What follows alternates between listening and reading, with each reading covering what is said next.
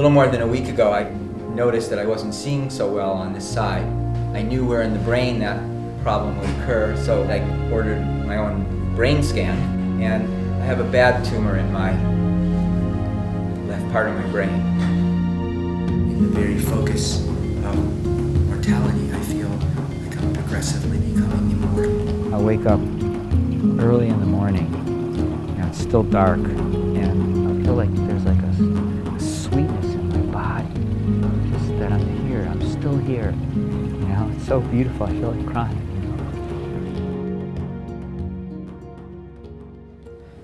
Although it's not usually done, my neuro-oncologist yesterday, Dr. Santosh, said he'd like to do a spinal tap.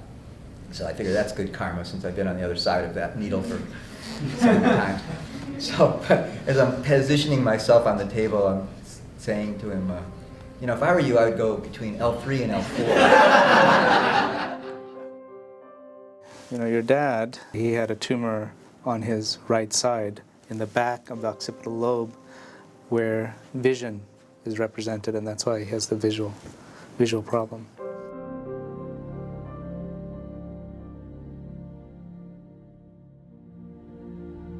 If I'm looking straight ahead, right there, my entire right side of the universe falls off.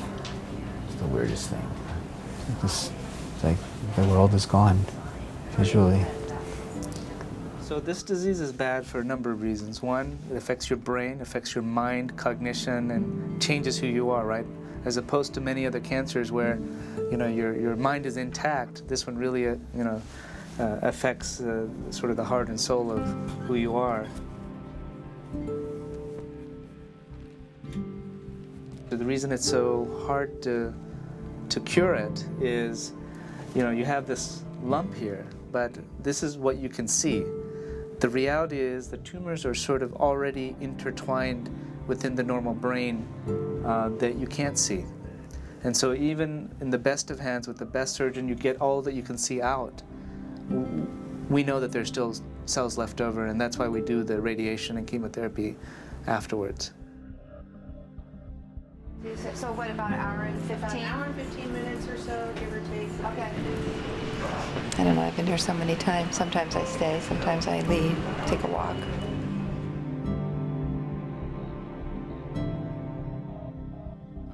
As a marketer, like a 25% response rate is really good. Like if you can get 1 in 4 people to do something positive, you're doing really well. It's a little bit weirder when it's your father, and 1 in 4 means, 3 people die and 1 person survives. Compared to a month ago, you think he's feeling pretty good? And you're eating well and appetite good? Yeah, gained weight, it's crazy. And over several months, you gained 13 pounds. It's good news. It's not the best news. I can't tell you that it's gone, okay? Right. Like, what do we walk away today with? Like, what would I tell my sister when she says, how's everything Things are going? stable. Uh-huh. Clinically, he's doing better than a month ago on lesser steroids, so... Yeah, I mean, I'm doing okay, I feel, and I think we'll see how it goes over the next several months. That's kind of how David and I do things. Like, we'll just wait and see for the next MRI. That one that just passed, that came out okay, so we'll just take it to the next MRI. So I think that's how we kind of get through it.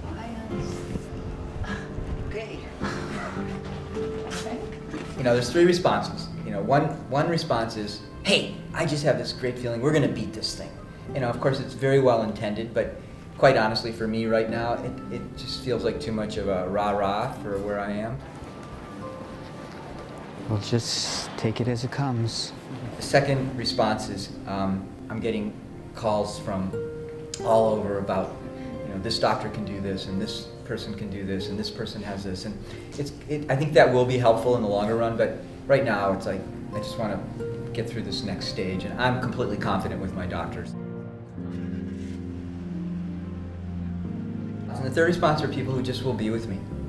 They're not trying to fix anything, solve anything, just love me, and I have to say that that's the most useful for me right now. Just be with me, we're in it together. As a physician, we get trained to heal, physically, emotionally, spiritually. And over the last 20 years, I've been working on brain tumors and cancer and trying to heal from the physical perspective. And I think this is one thing we forget as physicians, is that we focus on the physical side and we forget to address the emotional and spiritual side of healing. Then I met David in June. I've learned from him tremendously the other aspects of healing. I think happiness is a little bit dependent upon things going the way that you anticipate. But like bliss is just like the nature of your cells or something. Just I don't know. It's so beautiful.